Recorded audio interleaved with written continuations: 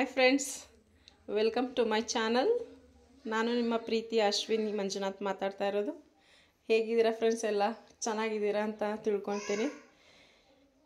ನಾನಿವತ್ತು ಪೂರಿಗೆ ಗ್ರೇವಿ ಮಾಡ್ತಾಯಿದ್ದೀನಿ. ಏನು ಗ್ರೇವಿ ಅಪ್ಪ ಅಂತಂದರೆ ಆಲೂಗಡ್ಡೆ ಮತ್ತು ಬಟಾಣಿ ಹಾಕಿ ಸಿಂಪಲಾಗಿ ಒಂದು ಗ್ರೇವಿ ಮಾಡ್ತೀನಿ. ಆ ಗ್ರೇವಿ ಬಂದು ನೀವು ಪೂರಿಗೆ, ಚಪಾತಿಗೆ, ದೋಸೆ, ಇಡ್ಲಿ ಮತ್ತು ರೈಸ್ ಜೊತೆ ಕೂಡ ತಿನ್ಬೋದು. ಅಷ್ಟು ಚೆನ್ನಾಗಿ ಟೇಸ್ಟಿಯಾಗಿ ಯಮ್ಮಿಯಾಗಿರುತ್ತೆ. ಈಗ ನಾನು ಅದನ್ನು ಮಾಡೋದಕ್ಕೆ ಏನೆಲ್ಲ ಇಂಗ್ರೀಡಿಯೆಂಟ್ಸ್ನ ತೊಗೊಂಡಿದ್ದೀನಿ ಅಂತ ತೋರಿಸ್ತೀನಿ ನಿಮಗೆ. ಮೊದಲನೇದಾಗಿ 2 ಮೀಡಿಯಮ್ ಸೈಜ್ದು ಆಲೂಗಡ್ಡೆ ತೊಗೊಂಡಿದ್ದೀನಿ. ಈ ಥರ ಸಿಪ್ಪೆನ ಒರೆದು ತೊಗೊಂಡಿದ್ದೀನಿ. ಮತ್ತು 1 ಮೀಡಿಯಮ್ ಸೈಜ್ದು ಕ್ಯಾಪ್ಸಿಕಮ್, 2 ಮೀಡಿಯಮ್ ಸೈಜ್ ಈರುಳ್ಳಿ, ಸ್ವಲ್ಪ ಕೊತ್ತಂಬರಿ, 4 ರಿಂದ 5 ಹಸಿರು ಮೆಣಸಿನ್ಕಾಯಿ, ಒಂದು ಅರ್ಧ ಇಂಚು ಶುಂಠಿ, 1 ದಪ್ಪ ಟೊಮೆಟೊ, ಹಾಗೆ ರುಚಿಗೆ ತಕ್ಕಷ್ಟು ಉಪ್ಪು ಮತ್ತು ಮಾಡಲಿಕ್ಕೆ ಎಣ್ಣೆ. ಇದು ಮನೆಯಲ್ಲೇ ಮಾಡಿರೋದು ಮಟನ್ ಮಸಾಲ ಅಂತ ಹೇಳಿ. ಇದಕ್ಕೆ ಬೇರೆ ಏನೂ ಹಾಕಿಲ್ಲ. ಚಕ್ಕೆ, ಲವಂಗ ಮತ್ತು ಧನಿಯಾ ಮತ್ತು ಅಚ್ಚ ಖಾರದ ಪುಡಿ ಅಷ್ಟೇ ಹಾಕಿರೋದು. ಮತ್ತು ನಾನು ಗರಂ ಮಸಾಲ ಯೂಸ್ ಮಾಡ್ತಾಯಿದ್ದೀನಿ. ಗರಂ ಮಸಾಲ ಬಂದು MTR ಅವರ ಸ್ಪೆಷಲ್ ಗರಂ ಮಸಾಲ ಅಂತ ಹೇಳಿ. ಮತ್ತು 1 ಕಪ್ ಹಸಿ ಬಟಾಣಿ, 1 ಗಡ್ಡೆ ಬೆಳ್ಳುಳ್ಳಿ ಈ ಥರ ಸಿಪ್ಪೆ ತೆಗೆದಿಟ್ಕೊಂಡಿದ್ದೀನಿ. ಹಿಂಗು, ಜೀರಿಗೆ, ಸಾಸಿವೆ ಮತ್ತು ಅರಿಶಿಣ ಪುಡಿ ಇಷ್ಟು ಬೇಕಾಗುತ್ತೆ. ಇವಾಗ ಮೊದಲನೇದಾಗಿ ನಾನು ಬಟಾಣಿ ಮತ್ತು ಆಲೂಗೆಡ್ಡೆನ ಬೇಯಿಸ್ಕೋಬೇಕಾಗುತ್ತೆ. ಬೇಯಿಸ್ಕೊಳ್ಳೋದಕ್ಕೋಸ್ಕರ ಕುಕ್ಕರ್ಗೆ ಹಾಕೋಬೇಕು. ತೋರಿಸ್ತೀನಿ ಫ್ರೆಂಡ್ಸ್. ಇವಾಗ ಈ ಥರ ಕಟ್ ಮಾಡಿ ಇಟ್ಕೊಂಡಿದ್ದೀನಿ. ಇವಾಗ ನಾನು ಕುಕ್ಕರ್ಗೆ ಹಾಕ್ತಾಯಿದ್ದೀನಿ. ಇದನ್ನು ಒಂದು 2 ವಿಷಲ್ ಹೊಡ್ಸ್ಕೋಬೇಕು. ಏಕೆಂದರೆ ಹಾಕಿರೋದು ಹಸಿ ಬಟಾಣಿ 1 ಅಥವಾ 2 ಹಾಕ್ಕೊಂಡ್ರೆ ಸಾಕು ವಿಷಲ್.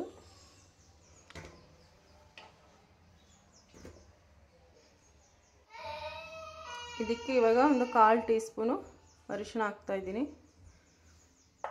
ಇದನ್ನು ಕೂಗ್ಲಿಕ್ಕೆ ಇಟ್ಕೋತಾ ಇದ್ದೀನಿ. ಇವಾಗ ನಾನು ಲಿಡ್ ಕ್ಲೋಸ್ ಮಾಡಿ ಇಟ್ಟಿದ್ದೀನಿ. ಇವಾಗ ಗ್ಯಾಸ್ ಆನ್ ಮಾಡ್ತಾಯಿದ್ದೀನಿ. 2 ವಿಷಲ್ ಬರಬೇಕಿದು. ಇದು ವಿಷಲ್ ಬರೋಷ್ಟರಲ್ಲಿ ನಾವು ಇಲ್ಲೇನು ತೊಗೊಂಡಿದ್ದೀವಿ, ಈರುಳ್ಳಿ, ಕ್ಯಾಪ್ಸಿಕಮ್, ಸಾಂಬಾರು ಸೊಪ್ಪು ಮತ್ತು ಟೊಮೆಟೊ, ಹಸಿಮೆಣಸಿನ್ಕಾಯಿ ಎಲ್ಲ ಕಟ್ ಮಾಡ್ಕೊಬೇಕು. ಅದನ್ನು ಅಷ್ಟರಲ್ಲಿ ಕಟ್ ಮಾಡ್ಕೊತೀನಿ.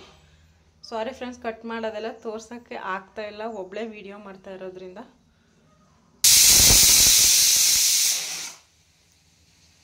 ಫ್ರೆಂಡ್ಸ್, ಇವಾಗ 2 ವಿಷಲ್ ಬಂದಿದೆ.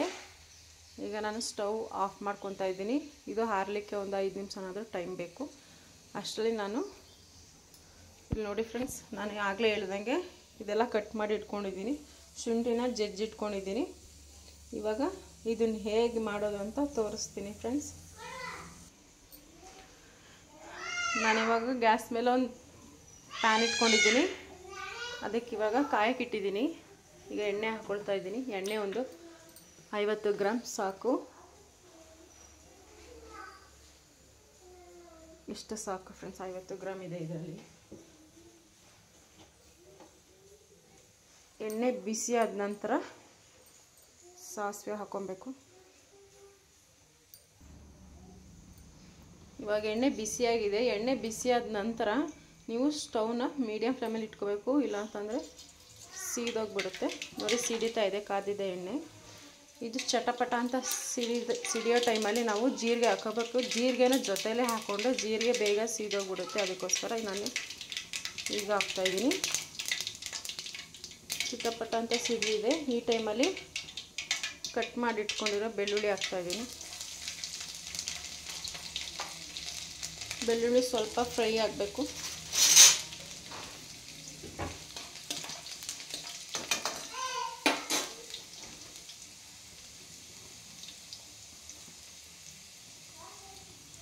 ಹಸಿಮೆಣಸಿನ್ಕಾಯಿ,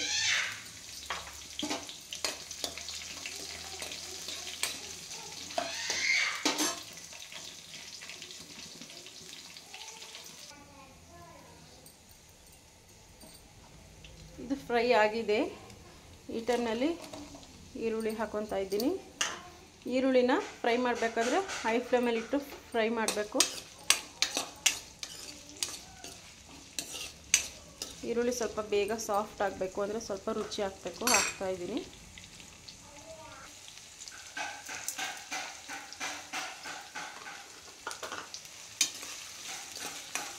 ಲಿಡ್ನ ಕ್ಲೋಸ್ ಮಾಡಿ ಫ್ರೈ ಮಾಡೋದ್ರಿಂದ ಬೇಗ ಸಾಫ್ಟ್ ಆಗುತ್ತೆ ಹಬೆಯಿಂದ.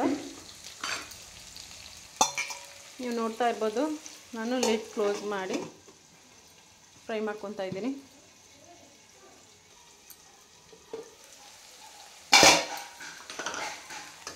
ಈರುಳ್ಳಿ ಸಾಫ್ಟ್ ಆಗಿದೆ. ಈ ಟೈಮ್ನಲ್ಲಿ ನಾವು ಆವಾಗಲೇ ಶುಂಠಿನ ಜಜ್ಜಿಟ್ಕೊಂಡಿರೋದನ್ನು ಹಾಕ್ಕೊಳ್ತಾ ಇದ್ದೀನಿ. ಶುಂಠಿ ಹಾಕೋದ್ರಿಂದ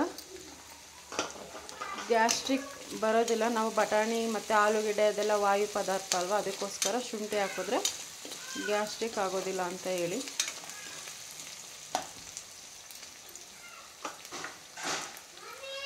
ಸ್ವಲ್ಪ ಫ್ರೈ ಆಗಬೇಕು. ಫ್ರೈ ಆಗಿದೆ.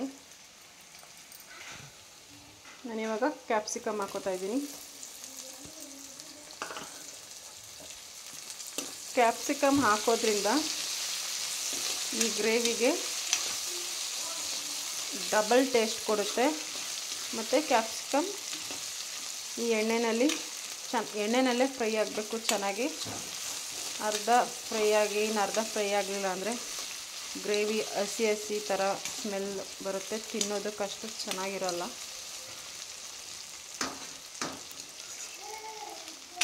ಲಿಡ್ ಕ್ಲೋಸ್ ಮಾಡಿ ಇದನ್ನು ಫ್ರೈ ಮಾಡ್ಕೊಳ್ತಾ ಇದ್ದೀನಿ. ಇದೊಂದು 2 ನಿಮಿಷ ಫ್ರೈ ಆಗಬೇಕು. ಕ್ಯಾಪ್ಸಿಕಮ್ ಎಲ್ಲ ಫ್ರೈ ಆಗಿದೆ.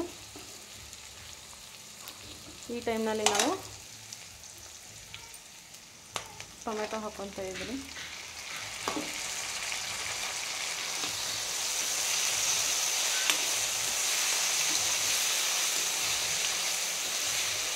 ಟೊಮೆಟೊನ ಅಷ್ಟೇ ತುಂಬ ಸಾಫ್ಟಾಗಿ ಆಗೋ ತನಕ ಫ್ರೈ ಮಾಡ್ಕೊಬೇಕು. ಇದೊಂದು 2 ನಿಮಿಷ ಫ್ರೈ ಆಗಲಿಕ್ಕೆ.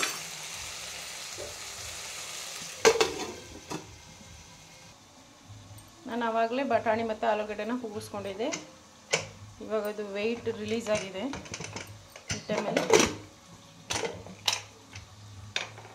ಲಿಡ್ನ ಓಪನ್ ಮಾಡ್ಕೊಂಡು ಇದನ್ನು ಸ್ಮ್ಯಾಶ್ ಮಾಡ್ಕೊಬೇಕು ಲೈಟಾಗಿ. ತೋರಿಸ್ತೀನಿ ನಿಮಗೆ. ನೋಡಿ ಫ್ರೆಂಡ್ಸ್, ಈ ನೀರೆಲ್ಲ ಸೋದಿಸ್ಕೊಬೇಕು. ಸ್ಮ್ಯಾಶರಲ್ಲಿ ಸ್ಮ್ಯಾಶ್ ಮಾಡ್ಕೊಬೇಕು. ಸ್ಮ್ಯಾಶರ್ ಇಲ್ಲ ಅಂತ ಅಂದರೆ ನೀವು ಕೈನಲ್ಲೇ ಮಾಡ್ಕೊಳ್ಳಿ.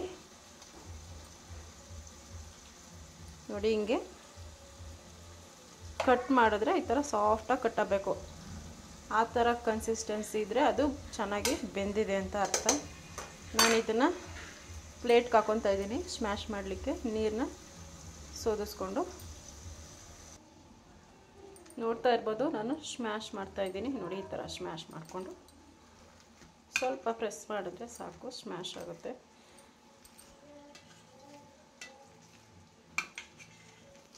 ಆಲೂಗೆಡ್ಡೆನ ಸಿಪ್ಪೆ ಸಹಿತ ಕಟ್ ಮಾಡಿ ಹಾಕಿದ್ರೆ ಈ ಟೈಮಲ್ಲಿ ಬಿಡಿಸ್ಬೇಕಾದ್ರೆ ಸ್ವಲ್ಪ ಲೇಟ್ ಆಗುತ್ತೆ ಅಂತ ಹೇಳಿ ಈ ಥರ ಸ್ಮ್ಯಾಶ್ ಮಾಡಿಕೊಂಡ್ರೆ ಸಾಕು. ಸ್ಮ್ಯಾಶ್ ಆಗಿದೆ. ಇದು ಟೊಮೊಟೊ ಎಲ್ಲ ಸಾಫ್ಟಾಗಿ ಫ್ರೈ ಆಗಿದೆ. ನೋಡ್ತಾ ಇರ್ಬೋದು ನೀವು ಎಷ್ಟು ಚೆನ್ನಾಗಿ ಫ್ರೈ ಆಗಿದೆ ಅಂತ ಹೇಳಿ. ಈ ಟೈಮಲ್ಲಿ ನಾವು ಆವಾಗಲೇ ಹೇಳಿದ್ನಲ್ಲ friends, MTR garam masala powder ಇದೊಂದು ಅರ್ಧ ಟೀ ಸ್ಪೂನ್ ಹಾಕ್ಕೊಳ್ತಾ ಇದ್ದೀನಿ. ನೆಕ್ಸ್ಟ್ ಮನೆಯಲ್ಲಿ ತಯಾರಿಸಿರೋದು ಮಟನ್ ಮಸಾಲ, ಅದೊಂದು 1.5 ಟೀ ಸ್ಪೂನ್. ಇದು ಎಣ್ಣೆಯಲ್ಲಿ 1 ನಿಮಿಷ ಫ್ರೈ ಆಗಬೇಕು. ಮೀಡಿಯಮ್ ಫ್ಲೇಮಲ್ಲಿ ಇಟ್ಕೊಂಡು ಫ್ರೈ ಮಾಡ್ಕೊಬೇಕು. ಹೈ ಫ್ಲೇಮಲ್ಲಿ ಫ್ರೈ ಮಾಡಿದ್ರೆ ಸೀದೋಗ್ಬಿಡುತ್ತೆ. ನೋಡಿ, ಈಗ ಆಲ್ಮೋಸ್ಟ್ 1 ನಿಮಿಷ ಆಗಿದೆ ಫ್ರೈ ಮಾಡಿ. ಈ ಟೈಮಲ್ಲಿ ನಾವು ಹಿಂಗೆ ಹಾಕಬೇಕು. ಹಿಂಗೆ ಒಂದು ಪುಡಿ ಹಿಂಗೆ ತೊಗೊಂಡಿರೋದ್ರಿಂದ ನಾನೊಂದು 2 ರಿಂದ 3 ಸಲ ಈ ಥರ ಮಾಡಿ ಬರುತ್ತೆ ನಿಮಗೆ. ಅದು ನಾನು ಅಳತೆ ಹೇಳಕ್ಕೆ ಗೊತ್ತಾಗ್ತಾಯಿಲ್ಲ. ಚಿಟಿಕೆ ಅಂತ ಹೇಳ್ತೀವಿ. 1 ರಿಂದ 3 ಚಿಟಿಕೆ ಅಷ್ಟು ಹಾಕ್ಕೊಳ್ಳಿ. ಇದು ಸ್ವಲ್ಪ ಫ್ರೈ ಆದಮೇಲೆ ಹಿಂಗೆ ಹಾಕೋದ್ರಿಂದ ಚೆನ್ನಾಗಿ ಡೈಜೆಷನ್ ಆಗುತ್ತೆ ಮತ್ತು ಟೇಸ್ಟು ಕೂಡ ಚೆನ್ನಾಗಿರುತ್ತೆ. ಈ ಟೈಮ್ನಲ್ಲಿ ನಾವು ರುಚಿನ ಹಾಕ್ಕೊಬೇಕಾಗುತ್ತೆ. ರುಚಿ ಹಾಕೋದ್ರಿಂದ ಮಸಾಲೆಗೆ ಚೆನ್ನಾಗಿ ರುಚಿ ಹಿಡಿಯುತ್ತೆ. ಅದಕ್ಕೋಸ್ಕರ ನಾನು ಟರ್ಮರಿಕ್ ಪೌಡ್ರನ್ನ ಯೂಸ್ ಮಾಡಿಲ್ಲ ಇದಕ್ಕೆ, ಯಾಕೆಂದರೆ ನಾನು ಬಟಾಣಿ ಮತ್ತು ಆಲೂಗಡ್ಡೆ ಬೇಯಿಸ್ಲಿಕ್ಕೆ ಹಾಕಿದ್ನಲ್ಲ, ಅದಕ್ಕೋಸ್ಕರ. ನಿಮಗೆ ರುಚಿಗೆ ತಕ್ಕಷ್ಟು ಉಪ್ಪನ್ನು ಹಾಕ್ಕೊಳ್ಳಿ. ನನಗೆ ಇಷ್ಟು ಸಾಕು ಅನಿಸುತ್ತೆ, ಇಷ್ಟು ಸಾಕು. ಇದೊಂದು 2 ರಿಂದ 3 ಸೆಕೆಂಡ್ ಅಷ್ಟು ಈ ಥರ ಕೈ ಹಾಕ್ಕೊಳ್ಳಿ. ನೆಕ್ಸ್ಟ್ ನಾವು ಆವಾಗಲೇ ಸ್ಮ್ಯಾಶ್ ಮಾಡ್ಕೊಂಡು ಇಟ್ಕೊಂಡಿರೋಂತಹ ಆಲೂಗಡ್ಡೆ ಮತ್ತು ಬಟಾಣಿನ ಆ್ಯಡ್ ಮಾಡ್ತಾಯಿದ್ದೀನಿ.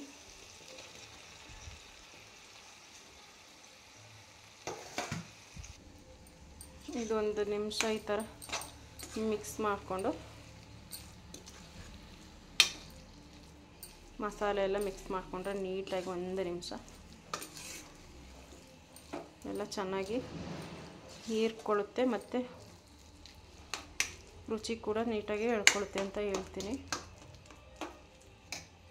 ಈ ಟೈಮ್ನಲ್ಲಿ ನಾನು ನೀರು ಹಾಕ್ತಾಯಿದ್ದೀನಿ. ಫ್ರೆಂಡ್ಸ್, ನಿಮಗೆ ನಾನು ಪೂರಿಗೆ ಮಾಡ್ತಾ ಇರೋದ್ರಿಂದ ಸ್ವಲ್ಪ ತಿಕ್ಕಾಗಿರಬೇಕು, ಅದಕ್ಕೋಸ್ಕರ ನಾನು ನೀರು ಕಮ್ಮಿ ಹಾಕ್ಕೊತಾ ಇದ್ದೀನಿ. ನಾನು ಆವಾಗಲೇ ಕೂಗಿಸ್ಕೊಂಡಿರೋ ನೀರು ಬಸ್ತಿಟ್ಕೊಂಡಿದ್ದಿಲ್ಲ, ಅದನ್ನೇ ಹಾಕ್ತಾಯಿದ್ದೀನಿ. ನೋಡ್ತಾ ಇರ್ಬೋದು ನೀವು, ತೋರಿಸ್ತಾ ಇದ್ದೀನಿ ನಿಮಗೆ.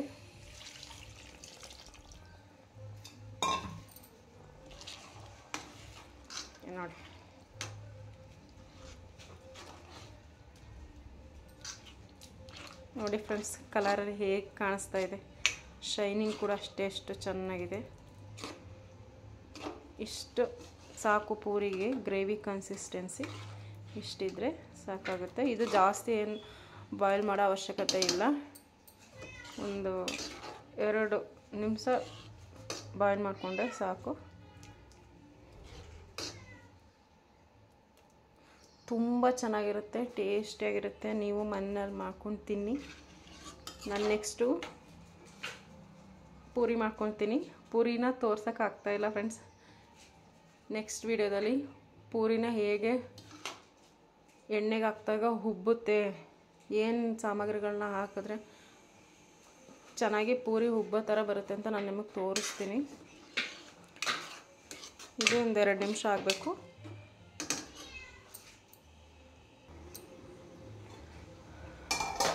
ನೋಡಿ ಫ್ರೆಂಡ್ಸ್, ಅದು ಬಾಯ್ಲ್ ಆಗ್ತಾಯಿದೆ. ಈ ಟೈಮ್ನಲ್ಲಿ ನಾನು ಕೊತ್ತಂಬರಿ ಸೊಪ್ಪನ್ನ ಹಾಕ್ಕೊತಾ ಇದ್ದೀನಿ.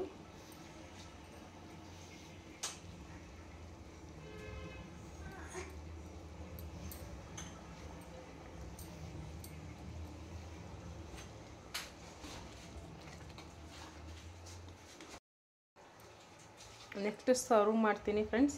ಅದಕ್ಕೂ ಮುಂಚೆ ಈ ವಿಡಿಯೋ ಇಷ್ಟ ಆದಲ್ಲಿ ಒಂದು ಲೈಕ್ ಮಾಡಿ, ಮತ್ತು ಮುಂಚೆಗೆ ನನ್ನ ಚಾನಲನ್ನು ಸಬ್ಸ್ಕ್ರೈಬ್ ಮಾಡ್ಕೊಳ್ಳಿ, ಮತ್ತು ಬೆಲ್ ಐಕಾನನ್ನು ಪ್ರೆಸ್ ಮಾಡಿ ಅಂತ ಹೇಳ್ತಾ ಇದ್ದೀನಿ ಫ್ರೆಂಡ್ಸ್. ಇವಾಗ ನಾನು ಸರ್ವ್ ಮಾಡ್ತಾ ಇದ್ದೀನಿ ಪೂರಿ ಜೊತೆ.